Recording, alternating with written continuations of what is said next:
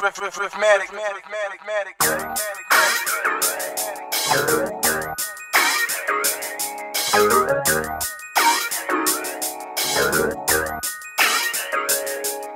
know, and you know, and you know, and you know, and you know, and you know, and you know, and you know, and you know, and you know, and you know, and you know, and you know, and you know, and you know, I said it first.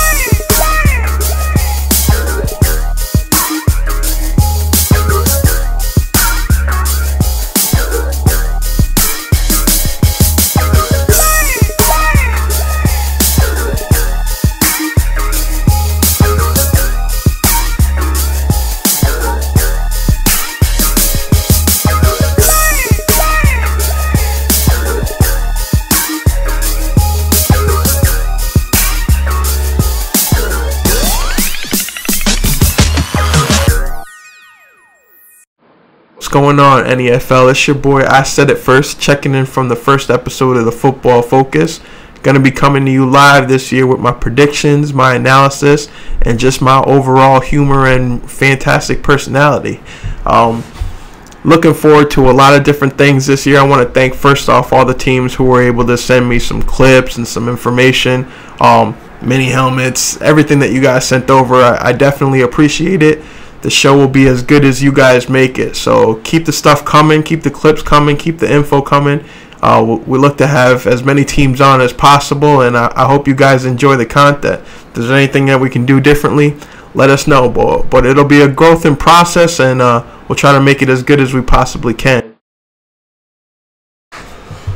Now, before we get started with the 2013 stuff, I just want to give a shout out to all the teams who completed 2012. There's a lot of things that go into completing a season. Obviously, you guys put a lot of hard work into it, so congratulations. Obviously, also want to congratulate all the teams who were able to have a successful season. In Single A, the Cape Cod Sea Dogs. In Double A, the South Shore Outlaws, now the South Shore Shock. And in Triple A, obviously, the Western Mass Warriors. Congratulations. Enjoy it, hope it felt good, but that stuff is over. It's 2013. Everybody's 0-0 now, and everybody has been putting in work in the off season. So come ready to play or get ready to fall off your mantle. A lot of changes in the league between last year and this year. There have been some division changes, some teams moving around. Actually, a lot of movement. So interested to see some of the new matchups, some of the new rivalries that'll be created with that. It's definitely going to be an interesting 2013. We were able to go and stop by one of the new AA teams, the Pioneer Valley Knights, and take a look at how they run their practice. Let's take a look at that.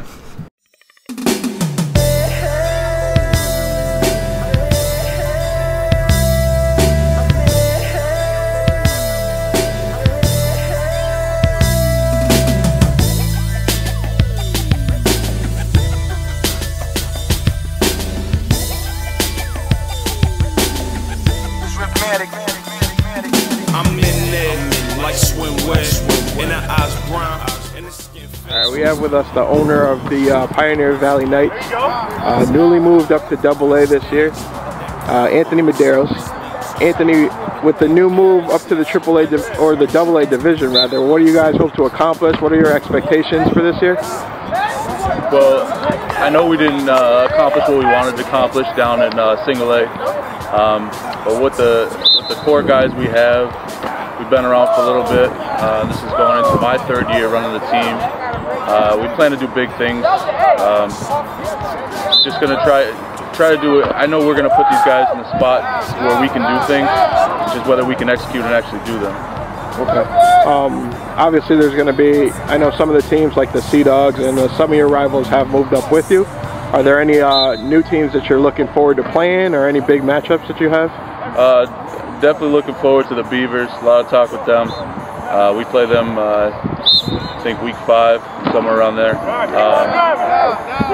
Yeah, I mean, we played with these guys, a few of these teams, back when they were in Single A. So us moving up, we know we're ready.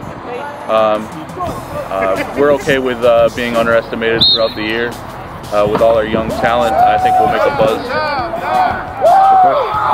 And lastly, I wanted to speak with you about, you have a charity game coming up with the Western Mass Fury. It's a NEFL, EFL matchup. That should be a big deal and a good time. How do you guys feel about being able to play for a charity and such a big game against a favorite team in the EFL like that? Well, I mean, we just wanted to find someone that would work with us. Really excited about getting our team into a charity game atmosphere. It's going to be a hostile environment. You know, it's only a preseason game, but should have a huge crowd, big turnout. We're donating all admissions to the Make-A-Wish Foundation, and very thankful for the Mass Fury coming over and working with us. You know, just putting out a show for the fans. It'll be, you know, our third test of the year. We have a couple games, preseason games against the Militia, and then the Colonials, and then we go against the Fury. So I mean, we're really excited. Definitely to give back to the community is one thing we want to put more of a focus on now that we're establishing ourselves on the football field and you know, going into our third year. Now it's time to you know, let the community know what we're about, not just on the field but off the field. All right, Anthony, we appreciate your time. Thanks for letting us come out, and good luck in the 2013 season. Thank you.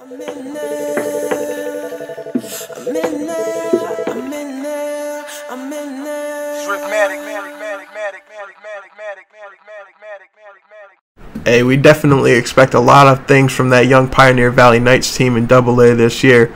A lot of good work that Anthony Medeiros, the owner, and Coach Kevin Hare are doing over there in Springfield. Hey, we'll check back in with the Pioneer Valley Knights and their young team later on in the show as they take on the Western Connecticut Militia in one of their scrimmages. We have some footage of that. But before we do so, let's start to take a look at some of the divisions and how they lay out. We'll start with the A division. NEFL A division. Hey, say what you want about the A division, but these teams are actually stacked and full of players this year. Let's take a look at the squads.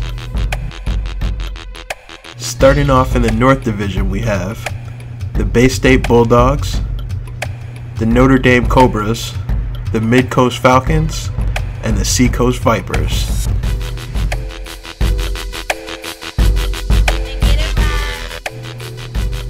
In the East Division, which might be the toughest division in A this year, we have the East Coast Ducks, the Central Mass Sabercats, the Mystic River Tigers, and the Middlesex County Warlords. East Coast Ducks are a favorite of a lot of people for A this year, but Central Mass Sabercats with their fresh new signing at quarterback, Frankie Fury, are going to be a problem. Moving on to the West Division, we've got the Berkshire Kings, the Who Knows How to Say It Marauders, the Vermont Ravens, and the Southern Vermont Storm.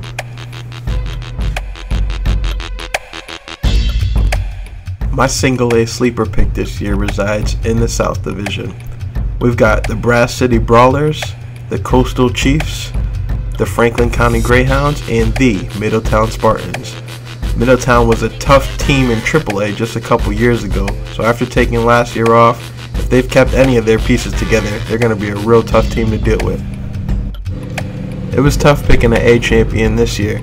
Fact is, there's just a lot of unknowns, but I figure whoever comes out of the East probably has the best shot at it. So my championship pick is East Coast Ducks. Let's move on. NEFL AA division. AA is stacked this year. None of the favorites from last year moved up, including the Beavers or the champions from South Shore. But with some teams dropping off and moving on to A-ball, the competition will be tougher than ever this year. Let's take a look at our divisions, and we'll start in the nasty North. The Southern New Hampshire Beavers, Seacoast Hawks, Green Valley Blackhawks, the Worcester Wildcats, Pioneer Valley Knights, and the Woburn Titans. Everyone's favorite to win AA seems to be the Southern New Hampshire Beavers, but the Blackhawks return a very talented team. The Wildcats move freshly down from AAA and have something to prove, and the Pioneer Valley Knights have opened a lot of eyes this preseason. It's not going to be an easy task. Next we have the Savage South, the South Shore Shock, the Cape Cod Sea Dogs, the Rhode Island Riptide, the New England Rage, the Whaling City Clippers, and the Woonsocket War Dogs. The Outlaws have a new name this season, but the same old goal. Right on their heels, though, are the Rhode Island Riptide, who had a couple of huge pickups this offseason. Right behind them would be the Cape Cod Sea Dogs, looking to prove that their A championship was just getting started. So who's it going to be in AA? Before we find out, let's take a look at some footage from the Pioneer Valley Knights and the Western Connecticut Militia.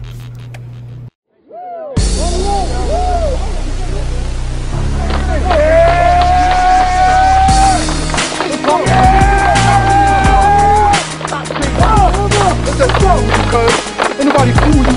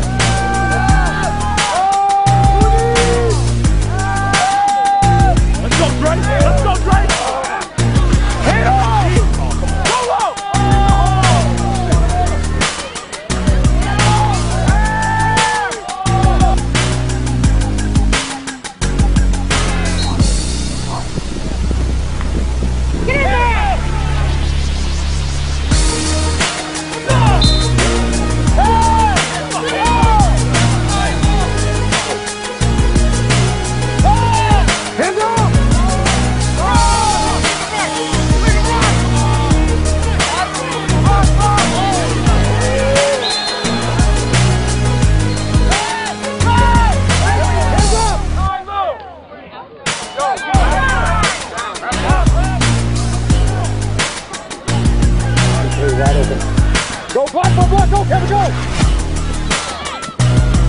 Hands up, hands up!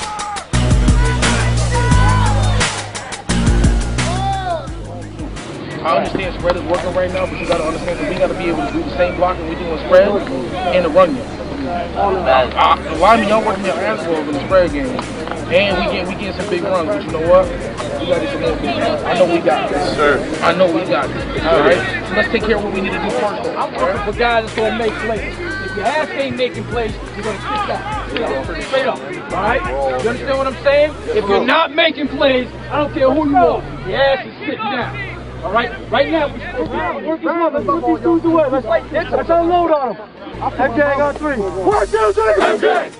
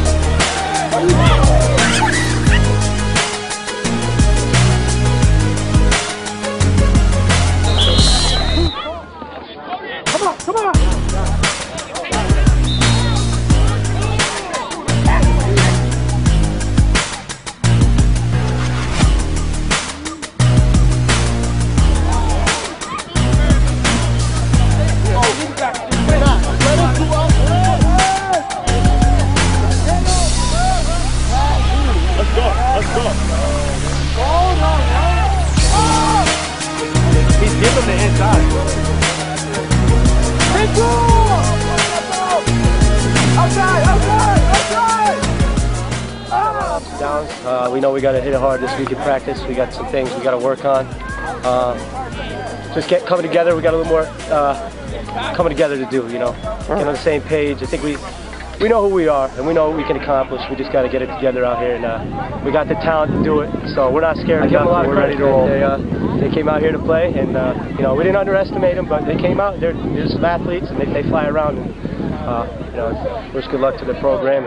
I liked how our offense got together and decided to move the ball. They got together and really showed some work because we didn't have a lot of time to put everything in. I like the way our defense stepped up and supported the offense as well. The only thing I really didn't like today was we had a couple incidents where we were talking too much. We just got to come out and learn how to play football, my fault, and we'll be all right from there. But everything else was good. High things out of them. They showed a lot on offense. They're very skilled in every position. They have an understanding of everything. They all grasp it. They all know who's going in for who. I expect a lot to come out of them because they look like they've been together for a while and everything's put together. But they gave us a run for our money, but we showed up and played well with them.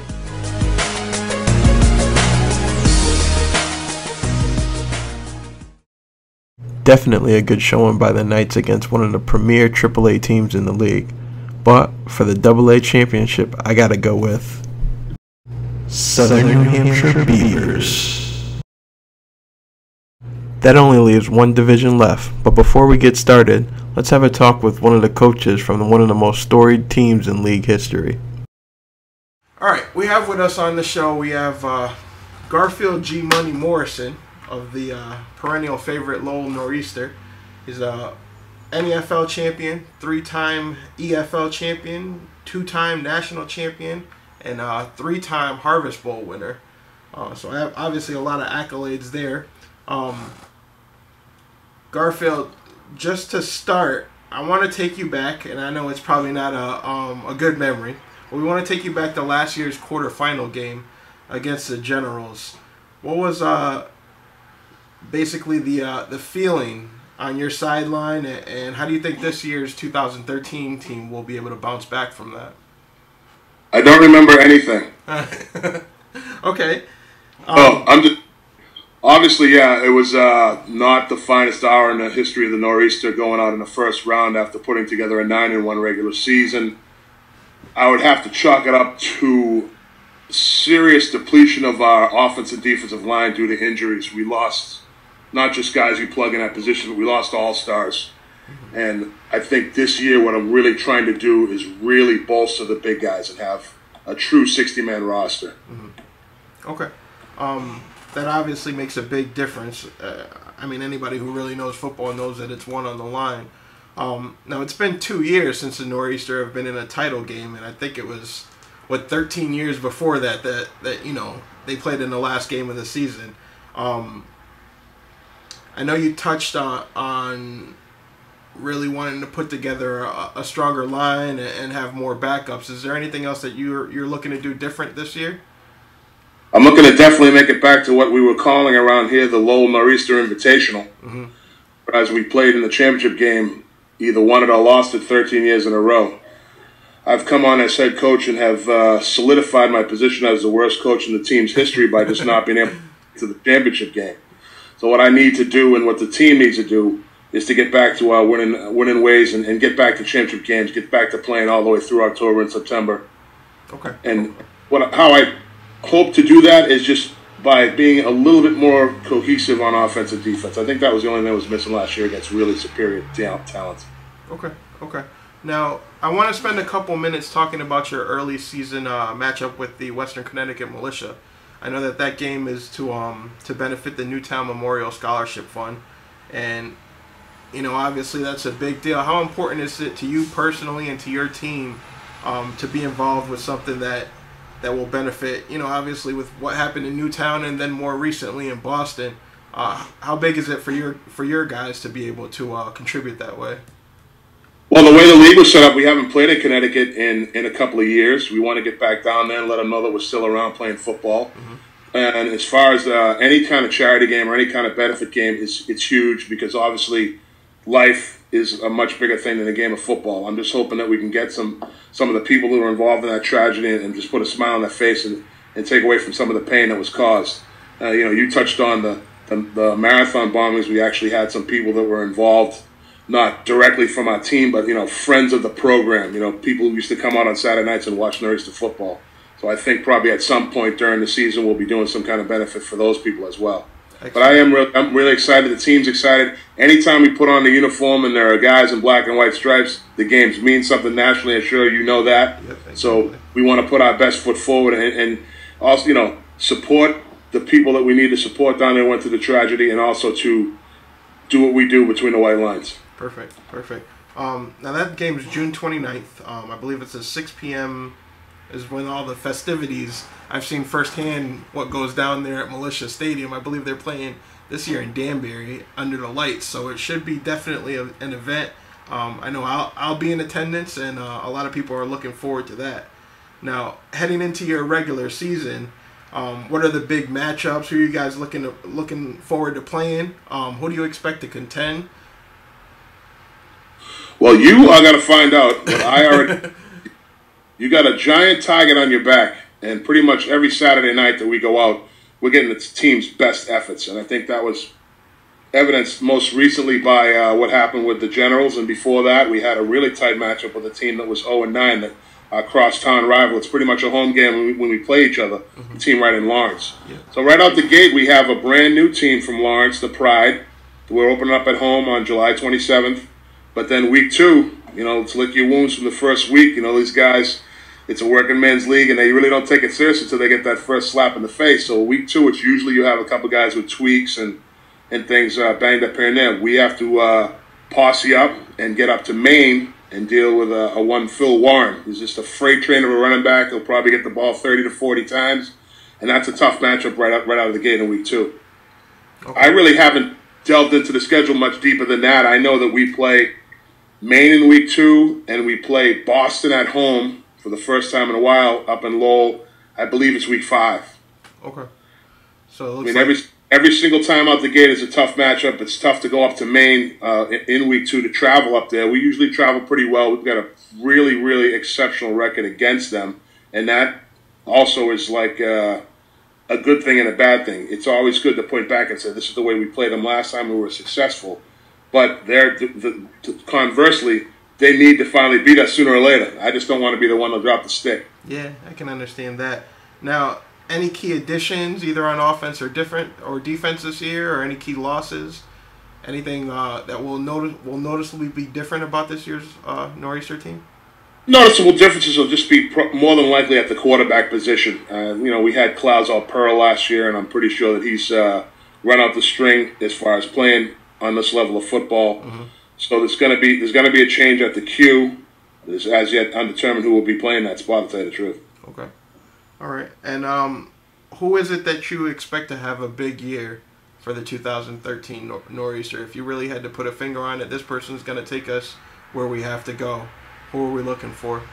I think we're going to take a quantum leap, and it's funny to say this. I think we're going to take a quantum leap in the play of our offensive line.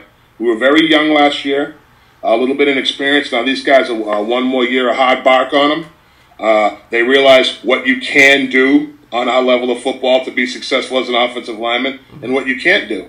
And that being said, Joe Harris at running back in his second year of playing on this level of football, guy was a 4-year starter at URI, and he now realizes what it's like on this level. I think he's going to really take a quantum leap. He's our tailback. Okay. And I'm so spoiled by having great guys like Chris Degree on offense and Malcolm Wynn on defense. Tim Stanulonis is known as Krusty at the cornerback. He's tested and he's stepped to the floor year after year after year. I'm blessed to have guys that I know that I can count on in that regard. It's just going to be this year's second year guys who were last year's rookies taking a step forward, and I'm hoping that that's going to put us over the top at the end of the season. Okay. Now, obviously, some of those names are very much commonplace at this point in the NEFL. So we're definitely expecting, and the common consensus is that we're expecting big things out of the Noreaster camp this year. So congratulations on another offseason of preparation for you guys, and good luck this season.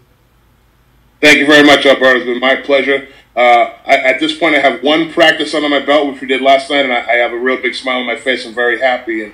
And once I said, we're all blessed to play this great sport.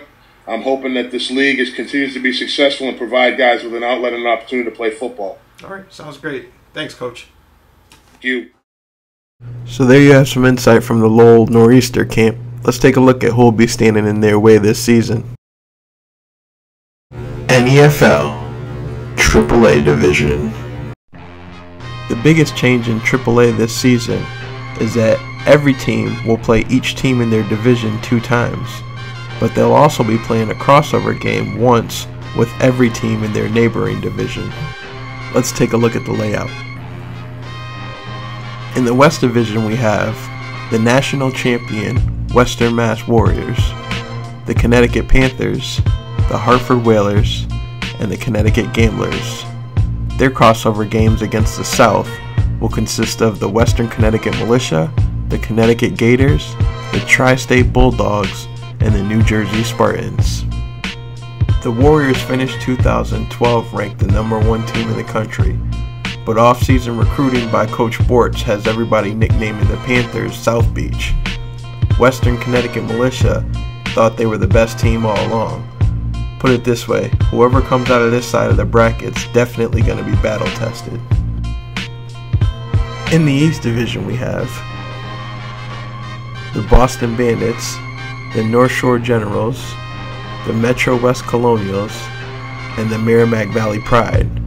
They'll be playing their crossover games against the North, Lowell Noreaster, Maine Raging Bulls, the New Hampshire Wolfpack, and newly acquired into the NEFL, the Maine Sabres. Lowell and Boston are always going to be the favorite on this side of the bracket, but the Raging Bulls put together a fantastic season last year, and who's to say the North Shore Generals can't surprise everybody again and make a return trip to the championship game?